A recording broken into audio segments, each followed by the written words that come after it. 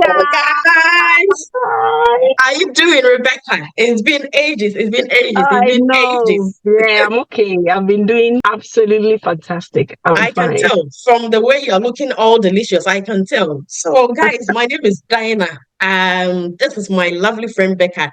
If you are not new to my channel, I believe you've seen her so many times on my channel. We've done a couple of videos together. She's also a Ghanaian nurse who migrated to the UK. She's done a lot of videos. Her YouTube channel is Becca Bay TV. So if you've not seen her before, right after this video, I will entreat you to go on her channel. She's done amazing videos. Recently, I saw she posted a video on how she managed to get a band 8 job in the care home or in a nursing home. So I didn't even know they had such rankings in the nursing home because I thought it was only in the NHS. But she's been working in the care home all throughout since she migrated to the UK. So everything you need to know about care home, just hop onto her channel. So, like I said, she posted a video on her channel that she recently got a job as a band 8 nurse. And since then, she's vanished from YouTube. She's been on and off traveling all over the world. I've not really been seeing her much. So we're just going to have a lovely conversation, get to know her. Her main point of discussion, how she managed to get the band 8 job in a nursing home right from band 5. So that at least it will be a source of motivation to somebody who is here to migrate to the UK as a nurse, or somebody who is working in the care home looking to aspire, because there's so many misconceptions that if you're in a care home, there's no career progression. But I tell you, she has a different story to tell us. If you are in NHS hoping to transition into the care home, hopefully this will be a source of motivation, and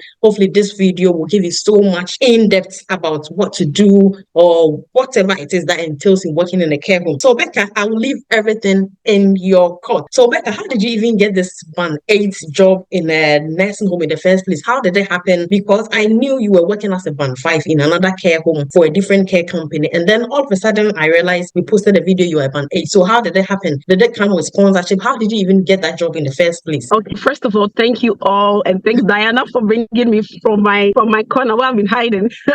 It's been a minute since I did a video on social media, especially on YouTube, talking about nursing in general or anything concerning nursing in the UK. It's because life happened, and we'll talk about that in a minute. But before then, I'd like to address this. There are a lot of people do not know that some care homes do use the NHS banding system as well. So when you are searching for jobs, some of the care homes will tell you that this job that you are applying for, although it's a registered nurse position, it is a band 6 equivalent in the NHS. And this is because of agenda for change, salary categorization, because that's the whole reason why NHS categorize the banding system, so they know the salary level that you are on. So the same thing care homes have adopted now, especially if you need sponsorship. They want to equate you to the NHS nurse, so that you know the salary, structure, or the salary bracket that you are in to do your sponsorship application. So that is why we now have this banding system also in the care home. So just so that people do not get confused. How did it all happen?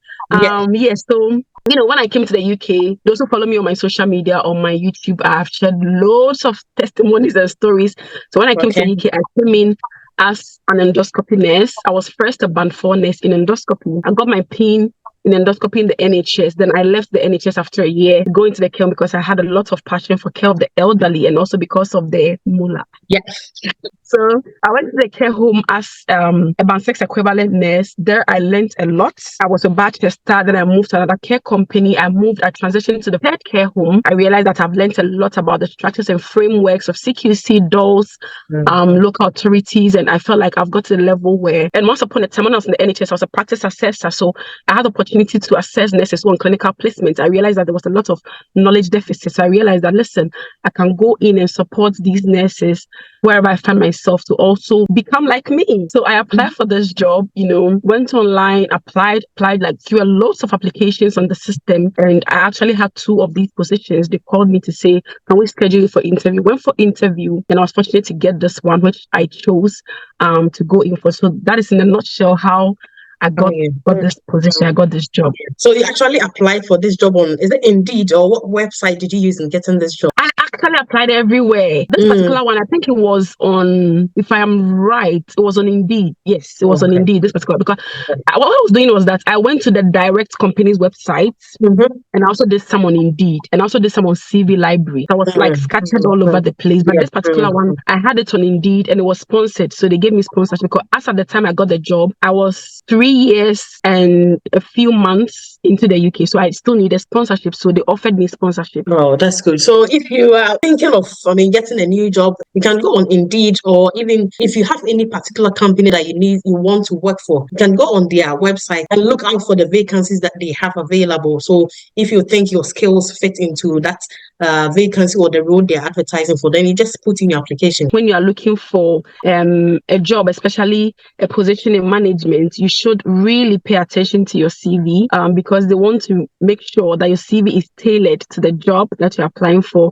You have experience in that particular role. So what I was doing is, whilst I was still, I would say, just a staff nurse or a registered nurse, I was assisting my managers a lot. So that was how I learned on the job. I was doing audits to help them, writing care plans for them, doing the MCAs and dolls, just so that I know how things work. So it helped me. I put them on my CV. Yeah, so it helped me when I was searching for my job. If you wish to apply for a role similar to what she's applied for, you need to build up your experience and then tailor your CV to the type of role that you're applying for. It's good you mentioned the pay banding, comparing the NHS Band 8 to Band 8 in a care home. So how would you say the difference in salary is compared to NHS Band 8? I think the thing is, with care home, the higher you go, your difference in salary is not really much. It's just that the physical work, like getting to work on the floor, kind of like decreases for you. So you don't get to do more of the physical work. But in terms of salary, if a junior staff works a little bit more in the hours, they can earn just about you, or maybe even more than you are earning. So in terms of what I'm earning and what a Band 8A in NHS is earning, is just pretty much the same. Once you started this new role, how has it been like? What's your normal day-to-day activities? Being in management in the care home. I would say no 2 days are the same. I have had lots of challenges. Each day is different from the other. But on a typical day, there are some days I have to cover the floor when a nurse calls off sick, when there is nobody to cover a shift, when you can't find anybody and you've searched and sorted and called everybody then you have to take the shift up yourself, because obviously you are a registered nurse. So you have to go on the floor. So if it happens, I have to be on the floor. If it's a long day, I do a long day. If it's night, I do a night, it rarely happens, but it does happen. If I'm doing management, every day, as I said, has what I'm doing. So there are days that maybe I'm focusing on managing my accidents and incidents, doing my root cause analysis, checking the trends. There's days that I'm doing auditing. I'm auditing my medications. I'm auditing my care plans. There's some days I'm writing care plans. So I have to write care plans. I have to pick sample residents and look through their care plans and restructure it. There are some days that you are just doing notifications, or you are doing safeguarding notifications and all of those bits. There are days that you are doing rotas and allocations, where you are sourcing where your staff are going to be. Usually I do that on Fridays, just allocating staff to the floor for the following week. There are some days that you are just doing induction and training, where you have a group of nurses you are supporting, come from those that have like 20 years experience. Maybe they've just joined the company, they've just joined the home. They need to be inducted or trained on the systems, because we are fully electronic. We are 100% electronic. Everything, our care plans, our medications, and everything is electronic. So they have to get used to the system. So you have to support them. I have nurses who are newly qualified. They need a lot of support as well. I have carers that I'm upscaling to become nurses. Some are writing OSCE. Some are aspiring to be nurses. I need to give them that support. There are days that I'm just doing care plan review with resident relatives, where I just invite them in. We have to sit down and talk about the care needs of their loved ones. There are days that I'm just doing CHC referrals and CHC meetings, where I am looking for funding for my residents. So I have to refer them to the NHS framework CHC to solicit for funds, either FNC or CHC funding for them. There are days that I'm just doing the GP rounds, where I liaise with my multidisciplinary team, ranging from the lab, from other hospitals. There are days that I am chasing my medications. So I have to order my monthly medications, then I have to chase them because some of the medications are specialist medications that come from the hospital direct, like heart transplant medications, like cyclosporin. I have cancer medications that come directly from the hospital. I have to call the hospital pharmacy to get those medications. There are days that I'm just doing stock check. So I'm checking if my medication stocks are corresponding with what I have on the system. There are days that I'm just looking at residents, checking if their needs, their current needs are matching what we have written. So it's just a lot to do. From all you're saying, I'm kind of looking at what you're saying and comparing it to what the band sevens do in NHS, especially the managers, the matron. It looks like they also do something similar, like they handle Yes, complaints, and there are times yes, when managers also have clinical days, so they have to be on the floor and help. If there is staff shortage, they have to look for agency or even yes, advertise for temporary staffing to get in bank staff. So yeah, it seems you have a lot on your hand. It's like handling the yes, whole department. Yeah. And I think you're yes, doing a really, really good job because from what you're saying, since you've been in the UK, your experience has mostly been in the care home. So you've kind of built up that experience. And I think that is what has really helped you in taking up this leadership position. And I'm really, really proud of you. I mean, to have a fellow Ghanaian, occupying such a leadership position in the care home, I see you really going very, very fine. I mean, it's a sort of motivation to those who are Ghanaians here in the UK. They think just being in the care home is all about doing medication. No, there is a lot that you can do. You can progress further in the nursing home. Career progression is not only for those who are in the NHS at all. From all that you've told me about your roles and responsibilities, it looks like you have a lot on your plate, even as a day. I mean, considering the fact that no 2 days are the same. So, what has been your challenges so far since you got this band 8 position in the care home? If I want to talk about the challenges, I don't think we'll finish this video because there's been a lot of trials and temptations. There are days that I look back and I ask myself, is this something I really want to go forward with? Is this something I can really do? But I'll say that one of my greatest challenge is people. Managing people, I never knew is the most difficult thing I'll say in the world. People management, because you've got people from different backgrounds, from all walks of life, and you have to be at the forefront. People who are colleagues, senior colleagues, from bullying. Being a Black person in a position is not easy, especially the fact that you are sponsored. There is somebody who will just constantly remind you that you are on sponsorship. Somebody will Really? constantly remind you, yes, that you have a license to practice. It's been a lot of emotional battle, but what have helped me personally is I'll say my strong personality. I've got a very strong personality. I don't just say yes to everything, which is one thing that has really kept me going. Another challenge that I faced was when I started working, my direct two-line managers that I was supposed to report to, that were supposed to give me that support, like my support system in the profession. Yeah. One stepped down the same day I started working. So the day I walked in, one of them stepped down, she resigned.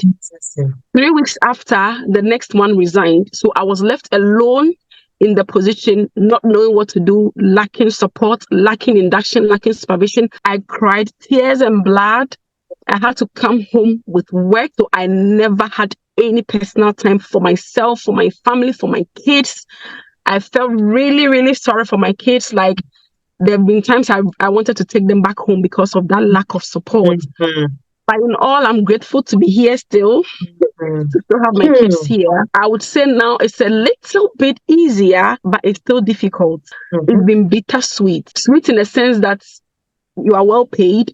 You feel privileged to be in a position where people look up to you, but bitter in the sense that sometimes the disrespect from people because you're a person of color, from the fact that you are sponsored, from your own personal life, not having time to do things that you really want to do, like YouTube. Now I can't even do anything. But like, give thanks to God. This is what we signed up for. So from what you're saying, it looks like it has its own ups and downs.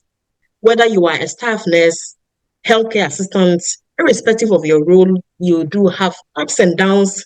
And so it's up to you to just build up that strong resilience, to build up that strong personality to defend yourself. I mean, just to know what you are there for and do what is expected of you. So now your final words, what advice would you give to somebody who is aspiring to either come to the UK to work as a registered nurse in a care home, or somebody who is in NHS or in a private hospital looking to transition into the care home? I'll say that my advice, first of all, before I advise, is to look at your long-term goals and your career goals, aspirations. What do you really want to achieve and what do you really want to gain at the end of your career and at the end of your stay in the UK? What is your goal? That should be your driving force. If anybody wants to come to the care home, I would say yes, give it a try and see if it's something that's going to work for you, because no two care homes are the same. I would say that if you want to join a care home, it's not a bad place. I have learned a lot in the care home. I would say that most of my nursing skills, catheterization, Yeah. tracheostomy, peg feeding, all of those things, I learned it in the care home. And then it makes my work easier when I Mm, go to the NHS to do my agency shift. It has also sharpened my managerial skills, my writing skills as a person. Now I can write. Wherever you work, doesn't matter. What matters is the people you work with and what yeah, you want to that's true. achieve. If the people you work with will not make your life pleasant, there is no worth Mhm. being there. So if you feel like the care home is a place for you, go and give it a try. Yeah, If you feel like the NHS is a place for you, yeah, just go ahead with it. yeah. As it stands now, I don't really think I'm going to go back to the NHS anytime soon. And I don't really know whether I'm going to be in this position for long. But as far as I'm in it now, if the care home is something you would like to pursue, go for it. This video has been very, very informative. I've been educated myself because I've never worked in a care home. I've only worked like once or twice, but that was as an agency nurse. So I don't really know anything about care home at all. But if you need any information about working in a nursing home, she said it all. Please head to her channel. Her channel name is Becca Bay TV. I'll make sure I put it in the comment section or in the video description so that you can head to her channel. She's done a lot of wonderful videos, insightful videos as to not just videos about care home, but videos about immigration updates, life in UK in general. She's shared a lot of valuable information. So, working in the NHS, working in a care home, it's all good, honestly. Like she said, it's all about the people you work with and you yourself.